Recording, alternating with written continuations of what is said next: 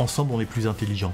Ensemble, on est plus compétent. Parce que chacun, avec des regards différents, va observer des choses différentes, va suggérer des choses différentes.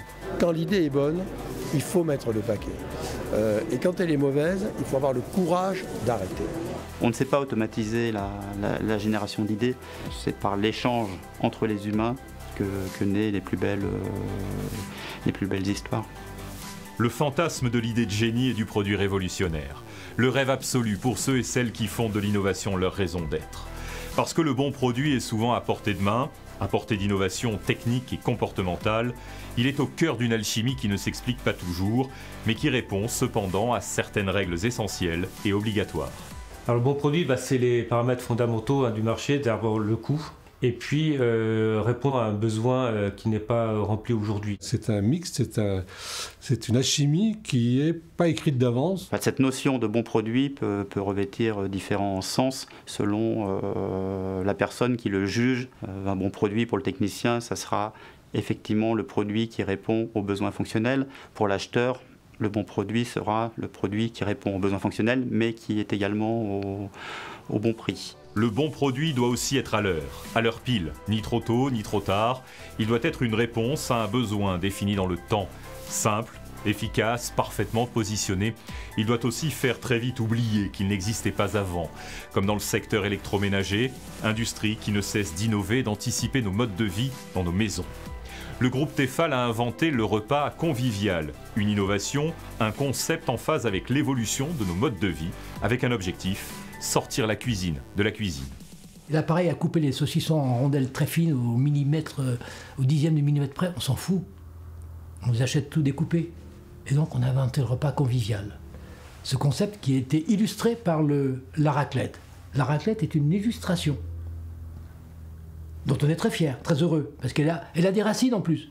Et l'innovation, c'est faire se rencontrer des évolutions comportementales et des réponses que les technologies apportent. Pour le client, en fait, la technologie, généralement, est juste ce qu'on appelle un enabler, donc qui permet de développer un concept. Donc, elle est juste là pour démarrer. In fine, le principal de la réflexion, c'est la fonctionnalité du produit et l'usage du produit qu'on va en faire. Comme toujours, si on reste dans la technologie pure, si on reste dans les modes de management, on reste dans le sec. Il n'y a rien qui se passe, la vie ne passe pas. Il y a deux choses qui me paraissent importantes dans la vie. Donc, que les gens recherchent, que je recherche, que vous recherchez, c'est le lien et c'est le sens. Le bon produit ne s'imagine presque jamais sans méthode ni organisation. Et pour émerger, il doit s'imposer comme le résultat d'une stratégie, d'un organigramme au cœur de l'entreprise, mais aussi d'un réseau de compétences, véritable maillage créatif et technologique pour faire du bon produit à créer, une évidence à deux inconnus, la réussite et le timing. En fait, dans une période où tout bouge vite, la sociologie, les technologies, les groupes se sont dit qu'il faut qu'il y ait quelqu'un qui puisse reporter à la direction générale est-ce qu'on a des projets à la hauteur des enjeux. Et donc un rôle plutôt de connexion, de tableau de bord. Et puis, trouver les 20 ou 30% de chiffre d'affaires qu'il va falloir trouver pour continuer la croissance compte tenu de ce qui disparaît.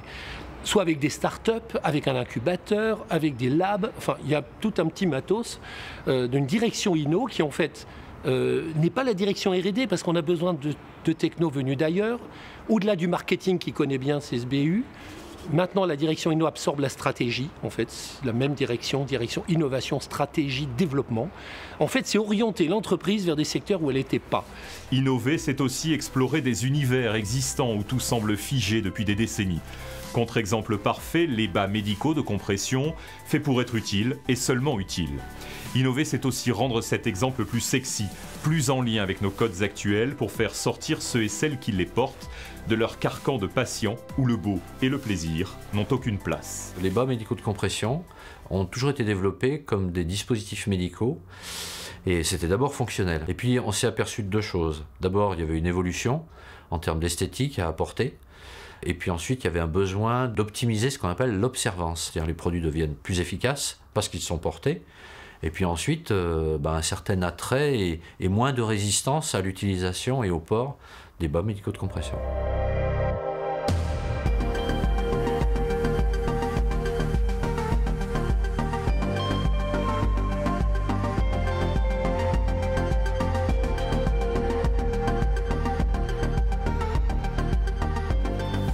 Aujourd'hui, nombreux sont les objets de toujours qui trouvent un nouvel élan. un nouveau lien avec le monde connecté.